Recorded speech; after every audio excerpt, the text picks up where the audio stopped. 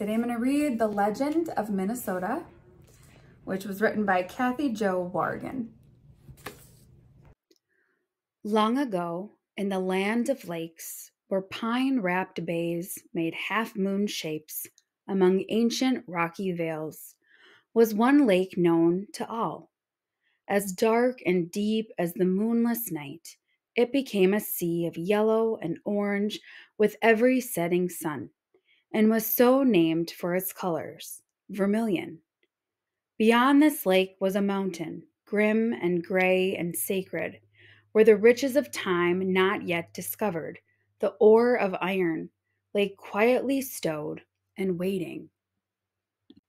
To its people, the Ojibwe, the land was an abundant place. There were blueberries to pick and fish to spear, grains of wild rice to harvest, and maple sap to boil into hard cakes of sugar. It was a time of plenty, but it was not a time of peace. The Ojibwe were at war with the Dakota, and the two tribes had not seen calm in many years. One night, as the harvest moon poured its gold upon the mountain, the Ojibwe chief called a meeting. The time had come to light a fire to honor a departed loved one, long buried upon the gray mountain not far beyond. This was a task of honor, and the people listened carefully to the chief's request. But when the chief finished speaking, nobody rose to accept the duty.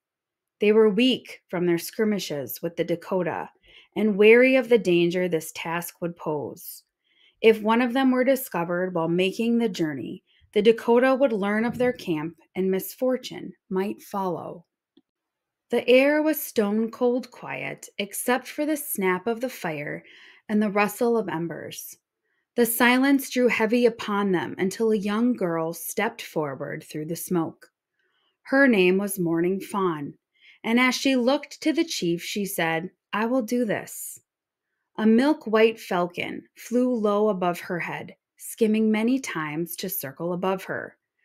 To all, it was a sign that fate had chosen her for this dangerous task.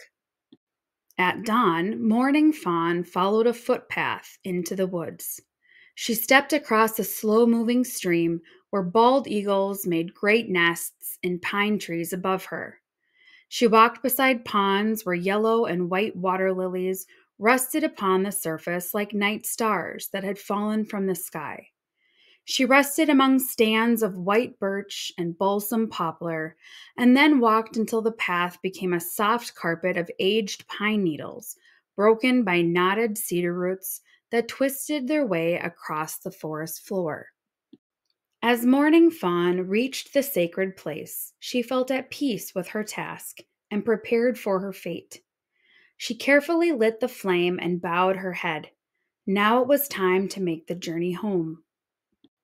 As she made her way through the woods, she saw a young Dakota brave lying upon the ground. At first, Morning Fawn stood as still and silent as a mother deer hiding her young in an open meadow. But when her eyes met his, she could tell that he was very ill and did not have long to live. Pale and weak, he was warm to the touch. Morning Fawn made him a bed out of leaves and started a fire to cook some broth. He lay there quietly as she stroked his hair with a friendly touch. Although barely able to speak, he told her an old healing secret. Doing as he said, Morning Fawn gathered the roots of the balsam poplar and carefully made a special medicine for him. Morning Fawn remained with the Dakota brave for 3 days and 3 nights.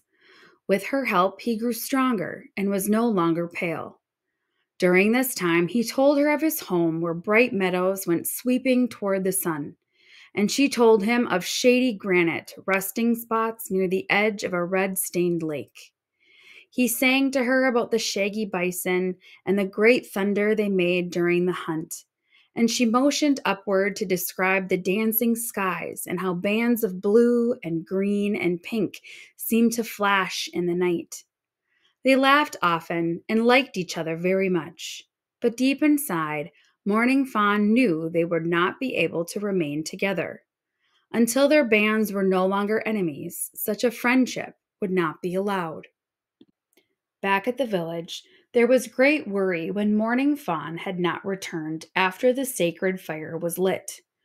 Two braves went to find her and came upon Morning Fawn with the Dakota brave. Worried the boy might tell his tribe about the Ojibwe camp, they quickly took him prisoner.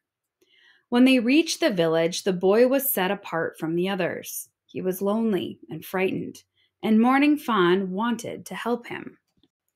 That night, when the last fire cooled and the village was sleeping, Morning Fawn set him free.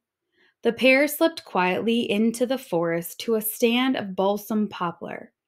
Then, as the dusky moon cast shadows upon their faces, Morning Fawn told him to go away. But the Dakota boy did not understand. He did not want to leave his friend. She had saved his life, and he wanted to be with her always. Morning Fawn did not want harm to come his way, so she insisted he leave. Still, he did not understand. He begged to stay while she kept telling him to go away. With tears in his eyes, he asked her to live with him upon the prairie, but Morning Fawn refused. Dawn was breaking, and she was worried that he might be discovered. At last, Morning Fawn knew of only one way to make him go home. Although she cared for him very much, Morning Fawn told him otherwise and ordered him to leave. When others learned that Morning Fawn had let the boy free, they would not look in her direction or speak to her. This went on for days and weeks, and Morning Fawn felt sad and alone. Soon a terrible sickness fell upon the village. People lay on their beds moaning with pain and fever, and no cure was known. Morning Fawn watched as people were fading into a weak and weary sleep. Then she remembered the secret the Dakota boy had shared. Doing as he had taught her, she gathered the root of the balsam poplar and made the healing balm and went from bed to bed. One by one, the sick began to feel better, and others who lay waiting began to call out for her. Manazatia, Manazatia, they called, for that was the name by which they knew the balsam poplar. For many days, the sick kept calling out to her, Manazatia, Manazatia, and in time, she was able to heal them all. So in the spirit of their renewed love for her, they renamed her Manazatia, and all was forgiven. The time came for the Ojibwe to move their camp. When they did, Manazatia stayed behind, remaining beneath the balsam poplar. Every evening she sang her farewell to the Dakota boy, and her words carried high upon the wind and throughout the land. Each year, as her people passed the balsam poplar, they would call out to her, Manazatia, Manazatia, as a sign of great respect. Years passed, and Manazatia grew old and small, withering deep into the earth itself. Since that time, generations still call out her name when they pass the balsam poplar, the name chosen to address the beautiful land that lay west of the great unsalted sea. And as it came to be spoken in new accents and languages through time, we still hear her name today, known throughout the world and in the hearts of those who will love her always. Manazatia, Manazatia, Minnesota, Minnesota. About the legend of Minnesota. The definition for the word Minnesota is known to most as the Dakota word for sky-tinted waters. In 1879, while addressing the Minnesota Historical Society on the history of Lake Superior, General James H. Baker noted a comparable Ojibwe name for the wooded northern portion of the state.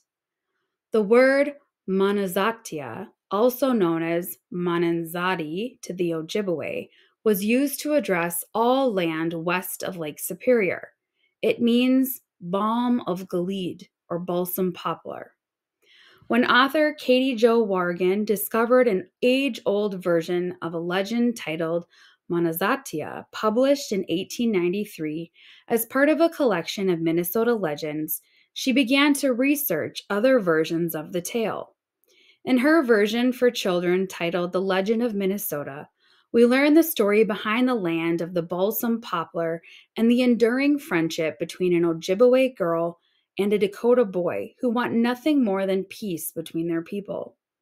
Because of their kindness toward each other, generations that followed came to call the beautiful land Manazatia, which, according to the legend and other accents spoken, became known to all as Minnesota.